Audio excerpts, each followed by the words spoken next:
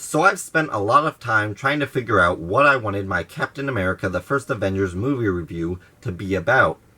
But I've finally come to the decision that I'm going to be comparing Captain America the First Avengers to the first Thor movie. The first Thor movie was better than Captain America the First Avengers. Even though the tone was less consistent, the action wasn't as clear and just not as well put together, the story was messier and just not as strong, and the acting was worse. So, how was the first Thor better than Captain America the First Avenger? There are two main reasons that Thor is better. First off, plot is used a lot better to drive the story forward, much better than Captain America did. But the biggest reason is the fact that all of the main characters are layered. Each character has motivations and wants, desires, and needs that continue to push the story forward, and our main character has character growth and development throughout the film. In the end, Thor learns something. Most of the characters in Captain America the First Avenger are paper thin. The most developed character is, of course, Captain America Steve Rogers, but we really don't see why he cares about what he does. He's simply a guy trying to do the right thing, which is very good, but it doesn't become very compelling as we go forward into the movie. With Captain America, he doesn't have any internal struggle that he's trying to overcome. He simply has an external conflict with Nazis and Hydra and the Red Skull, and so we don't really see who he is as a character. We do at the beginning in his origin. We see him being self-sacrificing, and it develops him as a great character. But as the movie continues, we see less motivation, and now that he's a super soldier, we need something to connect us to his personality, his character, rather than just doing the right thing, because now that takes away from it being an internal conflict and becoming external conflict. And that can work in some cases, but there always has to be some core of internal conflict, something that he's battling on the inside, and we really don't get that.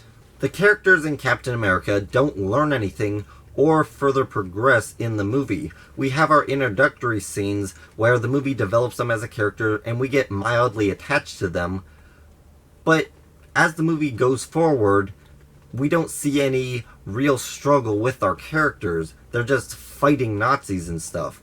We don't have really any big emotional connection or impact, and even when Bucky dies, after a few minutes, it can just be shrugged off.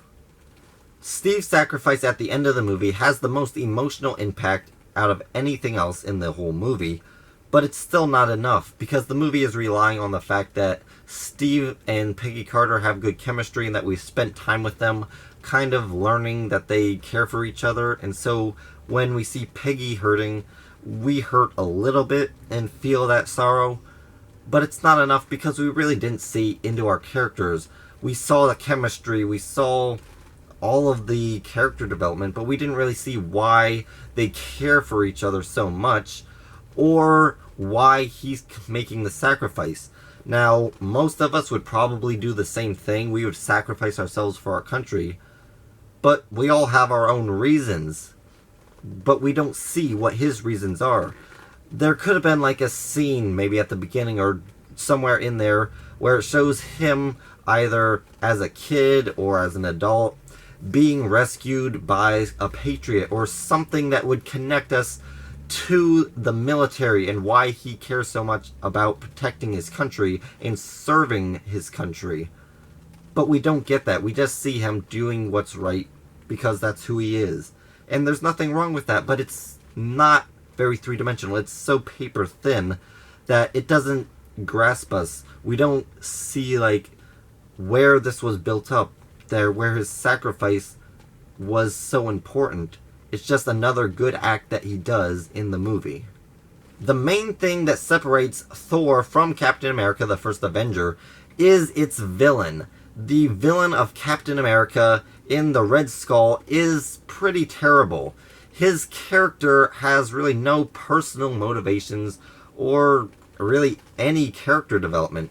There was something interesting they could have done where he sees himself on the level of the gods, and in this movie that makes him feel like he's entitled because power means you should get whatever you want, right? No, he's just another bad guy doing bad things because he's bad.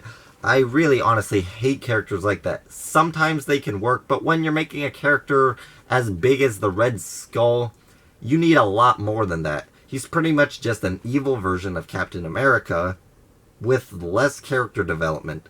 He feels like he's entitled to the world, and so he's going to kill people to show how powerful he is.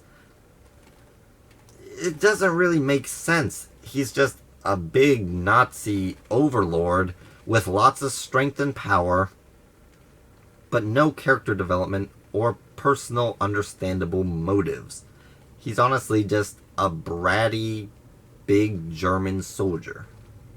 Captain America the First Avenger is the kind of movie that I bring up when I say a movie is just fun popcorn entertainment. There's good character development, there's fun action, a strong story, and some small emotional payoffs, but in the end, there's nothing really special about the movie. There's nothing that it's trying to say that's important.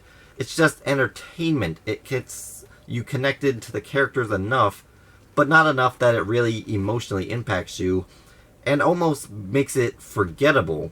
Whereas with the first Thor, while there's a lot in this movie of Captain America that's better than in the first Thor, Thor is better because it's trying to say something about its characters. There's growth.